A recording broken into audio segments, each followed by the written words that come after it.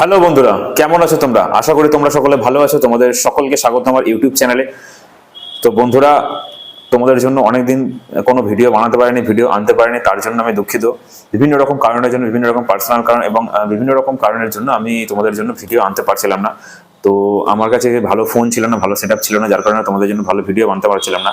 তো এখন আমার কাছে ভালো ফোন আছে, সেটআপ আছে। তো আমি এবার আশা করি মোটামুটি আস্তে আস্তে ভালো ভালো ভিডিও তোমাদের জন্য আনবো। তো তোমরা আমার সঙ্গে থাকো, পাশে থাকো, ভিডিওগুলোকে দেখতে থাকো।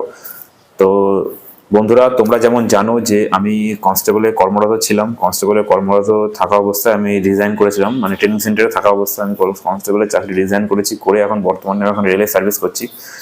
তো আমি সুরেশ, আমি পরপর 3টে কম্পিটিটিভ পরীক্ষা পাশ করেছি, 3টে চাকরি আমি পেয়েছি। ঠিক আছে, সবার প্রথমে আমি ডাব্লিউপি কনস্টেবলের চাকরি পেয়েছিলাম। সেখানে আমি ডাব্লিউপি কনস্টেবলে জয়েন করেছিলাম। জয়েন করার পর 3 মাসের ট্রেনিং করেছি। 3 মাসের ট্রেনিং পিরিয়ডে থাকাকালীন আমার রেলের চাকরিতে ওখানে অ্যাপয়েন্টমেন্ট লেটার ঢুকে যায়। রেলের অ্যাপয়েন্টমেন্ট লেটার ঢুকে যাওয়ার কারণে আমি 3 মাস ওখানে ট্রেনিং কমপ্লিট করার পর আমি ওখান থেকে ডাব্লিউপি কনস্টেবলটা রিজাইন করে দিই আমি এখানে রেলে জয়েন করি। ঠিক আছে, তো রেলে জয়েন করার আবার 2 সপ্তাহ পরে আবার কলকাতা পুলিশ এসআই সার্জেন্টের রেজাল্ট বেরোয়। তো সেইখানে আমি অ্যাজ এ সার্জেন্ট হিসেবে সিলেক্ট হই। তো সার্জেন্টের চাকরিটা আমার করার ইচ্ছে ছিল না, করবো না, তাই কারণে আমি সেখানে আনউইলিং দিয়ে দিয়েছিলাম। ঠিক আছে, তো আমি মোটামুটি পরপর 3টে সার্ভিস আমি পেয়েছি। ডাব্লিউপি কনস্টেবল, তারপর রেলে লেভেল হচ্ছে তোমার রেলে পেয়েছি, তারপরে তোমার কলকাতা পুলিশ সার্জেন্টের চাকরিটাও আমি পেয়েছি। ঠিক আছে, তো এখন মোটামুটি আমার একটা ওভারঅল একটা আইডিয়া হয়ে গেছে যে কম্পিটিটিভ পরীক্ষায় কিভাবে প্রস্তুতি করতে হয় এবং কিভাবে নিজেকে প্রিপেয়ার করে কিভাবে তুমি পারফর্ম করতে হয়, কিভাবে মক টেস্ট দিতে হয়, কিভাবে নিজেকে রেডি করতে হয়, সেগুলো আমি মোটামুটি জানি, মোটামুটি শিখে গেছি। তো আমার এখন আমার অন্য কোনো চাকরিতে যাওয়ার আমার কোনো ইচ্ছে নেই। আমি যে চাকরি এখন করছি, রেলের চাকরি করছি, তো সেটা আমার জন্য স্যাটিসফাইড একটা জব। বাড়ির কাছাকাছি পোস্টিং আছে, আমি মোটামুটি ভালোই হ্যাপি আছি। এখন আমার কোনো সমস্যা হচ্ছে না। তো মাইনেও আমার ঠিকঠাক আছে, স্যালারিও মোটামুটি ভালোই পাই। সেন্ট্রাল গভর্নমেন্টের চাকরি, স্যালারি ভালো আছে। তো এই চাকরি ছেড়ে আমি অন্য কোনো চাকরিতে এখন আমি আর যেতে চাই না। তো আমি কম্পিটিটিভ পরীক্ষা এখন আর দিচ্ছি না। কিন্তু যেহেতু আমি এতদিন ধরে 2-3 বছর প্রিপারেশন করে যে একটা অভিজ্ঞতা হয়েছে, যে একটা এক্সপিরিয়েন্স হয়েছে যে কিভাবে পরীক্ষা দিতে হয়, পরীক্ষার সময়, পরীক্ষার দিন কিভাবে তুমি নিজেকে রেডি করবে, পরীক্ষার আগে কিভাবে রেডি করবে, পরীক্ষার দিন তুমি নিজেকে কিভাবে তৈরি করে পরীক্ষার দিন কিভাবে তুমি ভালোভাবে পারফর্ম করবে, সেই আইডিয়াগুলো আমার মধ্যে আছে। তো সেইগুলো আমি কিভাবে নিজের ট্যাকটিকগুলো কাজে লাগাতাম, কিভাবে নিজেকে রেডি করতাম, সেই নিজের এক্সপিরিয়েন্সগুলো তোমাদের সাথে শেয়ার করবো বলে এই ইউটিউব চ্যানেলটা খোলা। তো তোমরা আমার এই ইউটিউব চ্যানেলের সঙ্গে যুক্ত হও, ইউটিউব চ্যানেলটাকে বড় করো, ইউটিউব চ্যানেলটাকে সাবস্ক্রাইব করো, শেয়ার করো, লাইক করো ভিডিওগুলো যদি ভালো লেগে থাকে। আমি তোমাদেরকে দেখাবো যে আমি অ্যাকচুয়ালি সত্যিই কি আমি 3টে চাকরি পেয়েছি কিনা, সেটা তোমাদেরকে আমি দেখাবো। সেটা আমি তোমাদেরকে দেখাবো, আমার রেজাল্টগুলো দেখাবো। আমি ফেলিয়ার থেকে কিভাবে নিজেকে তুলে এসে সাকসেস পেলাম, পরপর 3টে কি করে সার্ভিস পেলাম, সেটা আমি তোমাদের সাথে শেয়ার করবো, তোমাদেরকে দেখাবো পরবর্তী ভিডিওগুলোতে। তোমরা আমার চ্যানেলটাকে সাবস্ক্রাইব করে রাখো, পরবর্তী ভিডিওগুলো দেখবে, খুব ভালো ভালো ভিডিও তোমাদের জন্য আসতে চলেছে। তোমরা খুবই মোটিভেট ফিল করবে। আমি বিলং করি, কিভাবে নিজেকে রেডি করেছি, সেগুলো তোমাদেরকে খুবই ইন্সপায়ারিং ফিল করাবে এবং তোমাদেরকে প্রিপারেশন করতে সাহায্য করবে। আর বর্তমানে যে রিক্রুটমেন্টগুলো চলছে সেই রিক্রুটমেন্টগুলোর মধ্যে অন্যতম এখন হচ্ছে যেটা অ্যাপ্লিকেশন চলছে অ্যাসিস্ট্যান্ট লোকো পাইলটের। ঠিক আছে, তোমরা যাদের ডিপ্লোমা আছে, আইটিআই অ্যাপ্রেন্টিসশিপ আছে, তারা অ্যাসিস্ট্যান্ট লোকো পাইলটের এই চাকরিতে ফর্ম ফিল আপ করতে পারো। খুবই ভালো একটা সার্ভিস, তোমরা ভালোভাবে প্রিপারেশন করলে এই চাকরি পেয়ে যেতে পারো। তো এটার জন্য আমি তোমাদেরকে গাইড করে দেবো।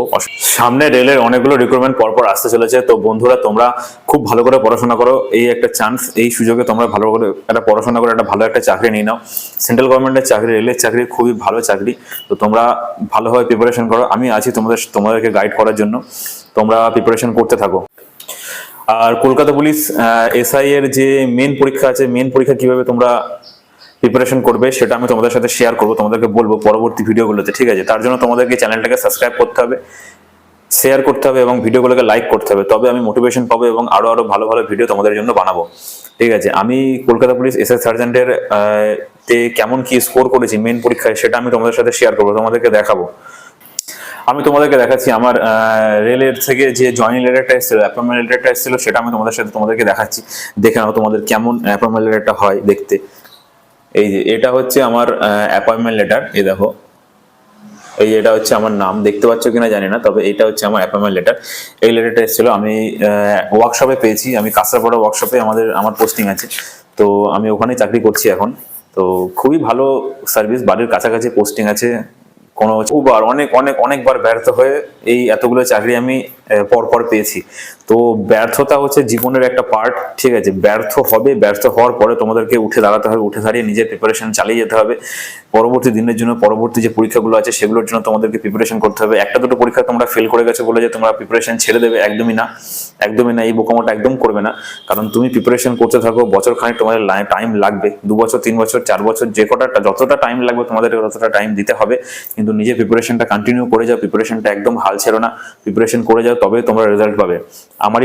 আমারই চাকরি পেতে পেতে আমি 3টে বছর পড়াশোনা করেছি, 3 বছর পরে আমি 3টে চাকরি পেয়েছি, ঠিক আছে? আমি যখন প্রথম প্রিপারেশন চালু করেছিলাম 2019 সালে, সেই সময় আমি অ্যাসিস্ট্যান্ট লোকো পাইলটের ফর্ম ফিল আপ করেছিলাম, তারপরে অ্যাসিস্ট্যান্ট লোকো পাইলট, তারপরে জুনিয়র ইঞ্জিনিয়ারের ফর্ম ফিল আপ করেছিলাম।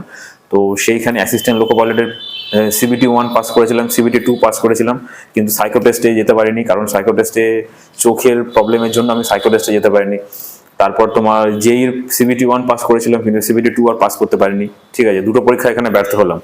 তারপরে তোমার কনস্টেবল বেরিয়েছিল, 2018-19-এর কনস্টেবল বেরিয়েছিল, সেখানে আমি প্রিলি পাস করেছিলাম, কিন্তু মাঠে গিয়ে ফেল করলাম।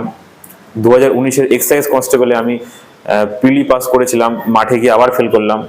তারপর আবার একটা কনস্টেবল বেরোলো, জেল পুলিশ বেরোলো, সেইখানেও পাস করেছিলাম, করে তারপর মাঠে গিয়ে আবার ফেল করলাম। আমি কনস্টেবলের পরীক্ষায় মাঠে গিয়ে তিনবার ফেল করেছি। কনস্টেবলের পরীক্ষায় তিনবার মাঠে গিয়ে ফেল করেছি। ফেল করার পরে 2020-র কনস্টেবলটাতে আবার ফিল আপ করলাম, করে আবার প্রিলি পাস করলাম, আবার মাঠে গেলাম, গিয়ে সেই মাখানে গিয়ে আমি মাঠে পাস করলাম। মানে আমি 5-6 বার 7 বার ফেল করার পরে আমি মাঠে পাস করলাম। WP কনস্টেবলের মাঠে পাস করলাম, কনস্টেবলের চাকরি নিলাম, কনস্টেবলের চাকরিতে জয়েন করলাম, করে 3 মাস ট্রেনিং করলাম, করে সেই চাকরি রিজাইন করলাম, করে তারপরে সেন্ট্রাল গভর্নমেন্টের একটা ভালো চাকরি, রেলের চাকরি আমি সার্ভিস পেলাম, পেয়ে তারপরে রেলের সার্ভিস এখন আমি বর্তমানে করছি। তারপর তোমার কলকাতা পুলিশের SI সার্জেন্টের ফর্ম ফিল আপ করেছিলাম, সেইখানে আমি সেটাও পাস করলাম, সেই চাকরিটাও আমি পেলাম। তোমাদেরকে সব প্রমাণ আমি দেবো, আমার ফাইনাল মেরিট লিস্টে নাম আছে কিনা সেটা তোমরা নিজেরা দেখতে পাবে। তোমাদেরকে সবকিছু আমি দেখাবো, সবকিছু জলের মতো পরিষ্কার হয়ে যাবে তখন। তো সেই পরীক্ষায় পাস করলাম, সেটা আমি আবার আনউইলিং দিয়ে দিলাম। সার্জেন্টের চাকরিটা আমি আনউইলিং দিয়ে দিলাম। তার মানে ব্যর্থতা যে মানুষের জীবনের শেষ তা কিন্তু না, ব্যর্থ হওয়ার পরেও যে মানুষ সাকসেস পেতে পারে সেটাই হচ্ছে ব্যাপার। নিজের প্রিপারেশনটা চালিয়ে যেতে হবে, নিজের মোটিভেশনটাকে বজায় রাখতে হবে। লোকে তো হাজারো রকম কথা বলবে, বিভিন্ন রকম লোক বিভিন্ন রকম কথা তোমাকে বলবে, বিভিন্ন রকম কথা তোমাকে শোনাবে, কিন্তু কারোর কথায় কোনো কান না দিয়ে নিজের প্রিপারেশনটা চালিয়ে যেতে হবে। শক্ত হয়ে থাকতে হবে, নিজেকে শক্ত করে থেকে নিজের হাল ধরে রাখতে হবে, হাল ছাড়লে হবে না। যেভাবে টেকনিক্যালি যেভাবে পড়াশোনা করতে হয়, মানে ট্যাকটিক লাগিয়ে যেভাবে স্মার্টলি পড়াশোনা করতে হয় সেটা তোমায় করতে হবে, এবং করে চালিয়ে যাও, দেখবে নিশ্চয়ই তোমরা সাকসেস পাবে। আমি পেয়েছি মানে তোমরাও পাবে, এটা আমি গ্যারান্টেড। তো আজকের ভিডিওটা এতটুকুই, বেশি আর বলবো না। এর পরবর্তীকালে যে ভিডিওগুলো আসবে সেগুলো তোমাদের বিভিন্ন রকমের পরীক্ষার বিভিন্ন রকম স্ট্র্যাটেজি যেগুলো নিয়ে হয় সেগুলো নিয়ে তোমাদের সাথে আলোচনা করবো, সেই সব ভিডিওগুলো তারপরে আসবে, ঠিক আছে? ধন্যবাদ।